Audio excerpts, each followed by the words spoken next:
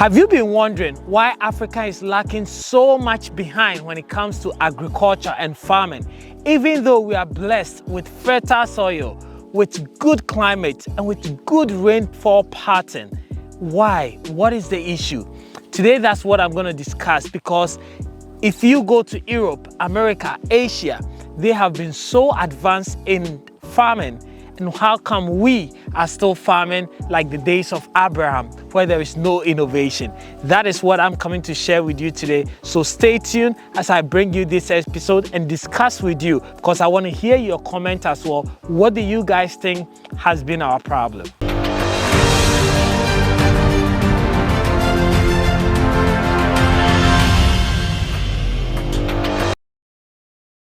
Thank you guys so much for sticking around, because this is a very important topic to me personally, right? And when I travel and I see all the innovation and how far so many countries in the West have come when it comes to agriculture, it saddens me in what we are doing in Africa, right? I know we are all doing the bit that we can, but it's not enough. And I continue to ask myself why. The answer that I have for you is coming up next. So let's watch Godfred as he carries his day-to-day activities at the farm.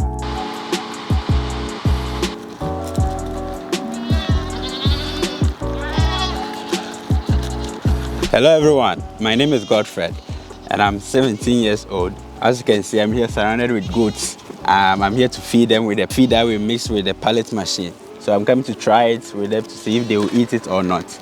As you can see, some of them are already eating it and they are overcrowded here. So meaning they will like it. So we are trying it to them to see if they will like it. Maybe you're wondering why I'm into farming. My dad started this about 4 years ago and he wasn't at the farm always. So he introduced me to it. So now I'm passionate about it. That's why I'm into farming. My plan is to follow his footsteps and also continue the good works that he's doing here at the farm. As you all know, he's growing. At some point, he will not be able to come to the farm always, or he will not have the strength. So I will be the one in charge. That's why I'm doing this. So the experience has been great working with him. As you know, he's always guiding me how to handle people at the farm. So it has been great. So I'm following his footsteps to also continue his good works that he's doing, and also to learn from him, so that in the near future, when he's not there, people can also learn from me.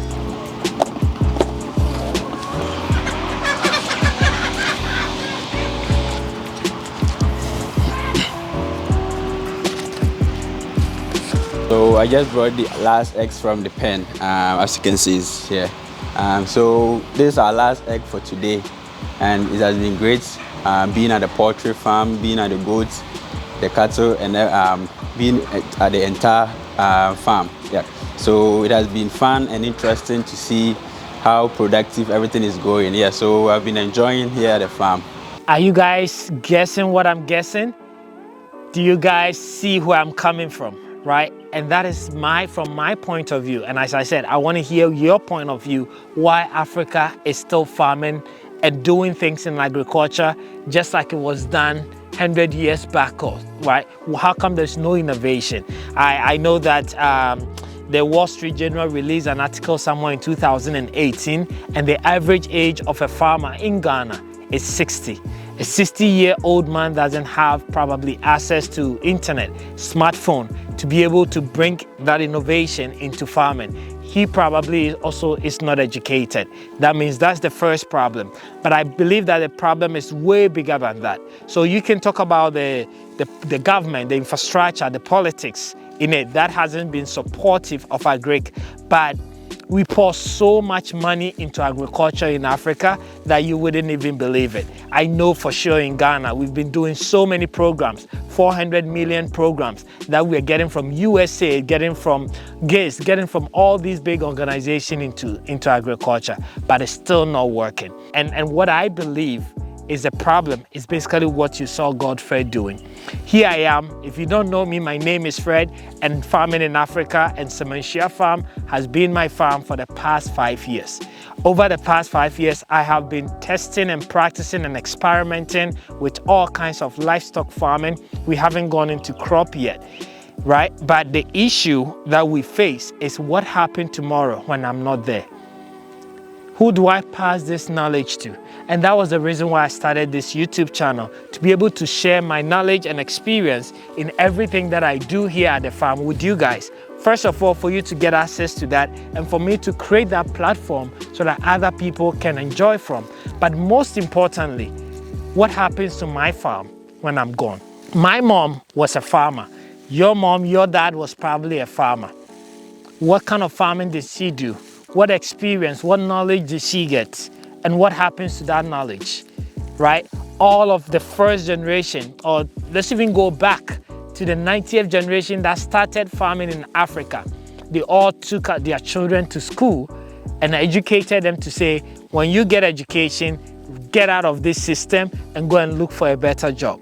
So your father, your mother, who was a cocoa farmer, who was, a cashew farmer, who was just a mere crop farming, this sustainable farming is not passing that knowledge to you. So that when you come, you say, oh, my mom's farm was too small. Now with my education, let me make it into this size. Oh, my mom was doing things this way. Let me do things this way. My mom planted crops this way. Let me continue and improve it at this stage. So that knowledge that your mom started has not been transferred and nobody's improving it. And I believe that is the biggest issue with livestock farming. And therefore, the generational farming doesn't exist. If you go to the US, I went to Mexico and went to a biggest ranch. The guy has about 70,000 cows, right? And he told one of the guys to take me around. As the guy is taking me around, I asked him, so what is your relationship to this farm? And he said, oh, the owner is my father. And I was like, oh, wow, he was like 17. And guess what? He is, I think, the 12th or the 11th generation of that farm. And as he's taking me around, he was like, oh, this was built by my 5th generation. This was bought by my 3rd generation. This is what my dad bought. So you could see from generations, the improvement, right? From the guy that had the vision, his great-great-great-great-great-grandfather who had the vision and started it. And everybody's just adding value to it. And now it is what it is, right? A lot of us are going into farming. Where are our kids? Who is going to take care of the next generation, the next farm when you're no more there, right? So today, if you're a farmer and you're watching me, my goal is that hopefully this video really inspires you so that you draw your children, you draw people closer to you. I know there's a lot of issue with bringing family members into your job, but most importantly, where are your children? If you really believe that farming is the way forward and farming is, you're doing it as a business, then why are you not drawing your children closer to you so that they will be able to learn and take over and even add more value? They spend more time on the internet than you probably do, right? So my question is, where are your children? Are they in the States? Whilst you're thinking about coming back to Ghana and doing farming, then are you just doing something to survive and you go away, right? I think that is the biggest problem that I see in farming, and that's why you saw Godfred. You know the story about Godfred. Godfred wants to go to school and become, a farmer in this farm. And I think it's a dream he has chosen, and he chose that because I brought him in. He chose that because when I traveled to the US, he's the farm manager here, managing everything. He's been exposed to what I'm building. And therefore, when he finished school, I actually gave him the option of, does he really wants to go and pursue something else, or does he wants to follow this and build this as well? And he decided this is what he wants to do. And that is why, I am very keen into taking him to South Africa to learn more about livestock farming. And I'm seeking you guys' support into doing that. So if you didn't watch it from the beginning, let's support Godfred. You can go to www.farminginafrica.com/Godfred, and you can donate anything that you can give to be able to support him go to South Africa in March and learn more about livestock farming. I believe once he learns, he's going to bring that knowledge here. He's going to be sharing it with all of us, and we are all going to benefit from it. So if you guys can do it, we will really appreciate it. Support him, and let's make a great farmer out of him. And I hope you do the same for your children, for your brothers, and for people closer to you as well. Thank you so much for watching this video, and I will see you in another video.